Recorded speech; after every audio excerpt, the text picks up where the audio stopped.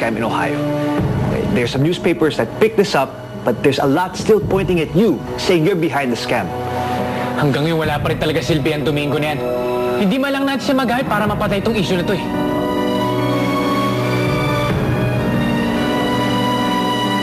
Wala na ba tayo ibang options?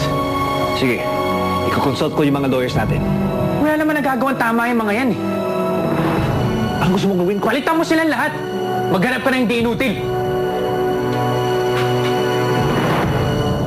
Mang George, malayo pa po ba tayo sa presinto? Layo pa. Ayaw niyo po mag-jeep o tricycle? Kailangan ko mag-exercise eh. Bakit sumusuko ka na? Hindi ba naman po? Siguruhin mo lang na masarap yung pansit na niluto mo. Ha? Minsan lang ako magdala sa presinto, ayoko mapahiya kay Chip. Paano po yan? Sinabi ko po sa inyo, mahina talaga po ako sa pagluluto. Abay, magdasal ka nakatsaba ka. Dahil pag napahiya mo ako, malamang buong presinto yung palilinis ko sa'yo. Patay. Sandali lang po. Ano? Sumutulungan kita? Hindi na po, hindi na po. Gusto mo tingnan natin? Nabalita nga sa akin ni Tanya na pero talaga magnegosyo eh. Wala naman po siguro masama kung tatanong ko lang kung magkano yung renta, no? Pwede kasi ako mag-source na mga maaari ko yung benta galing Maynila eh. Abay, sa tono ng panalita mo eh, parang balak mo magtagal dito ha. Mas may dahilan po kasi akong dumito na lang kaysa sa Maynila eh.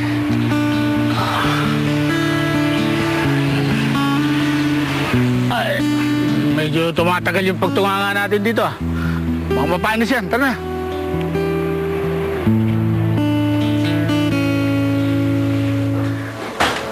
Choi, yung mga reporters sa labas, they want to interview tungkol sa mga kasong tinakasa mo daw sa States. Hindi ko sila pwedeng harapin na wala ang attorney ko. Pero Troy, hindi ba mas lalo ka mapapahamak sa gagawin mo? Ba't hindi mo na lang sila harapin? Ano naman alam mo sa paghahanap sa mga bagay na ganito? James, ang tono mo. Baka kasi hindi niya alam kung ganong kaseryoso itong situation.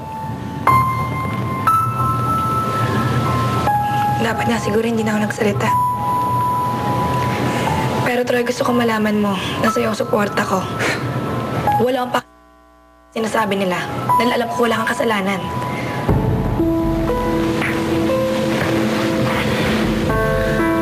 Salamat, Carmela.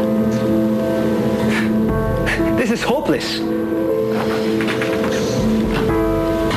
Kung gusto mo, pwede kitang samahan na humarap sa mga reporters. Hindi na, sobra na yun. Handa akong gawin yun. Para sa'yo.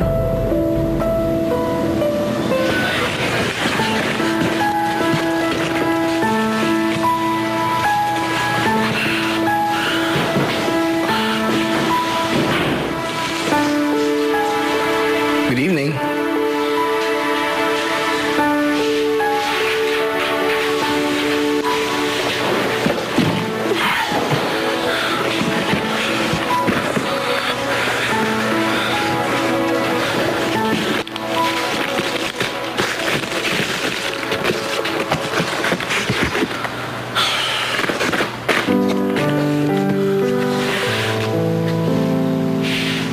Ito yung mga nabili ko na ibibenta ko doon sa tindahan.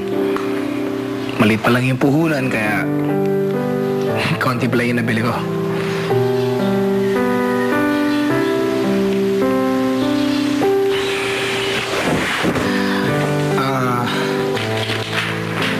Tanya,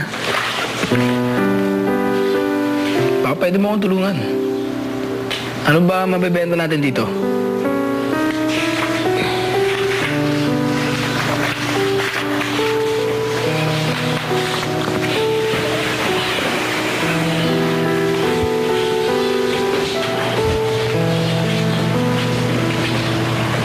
Tanya.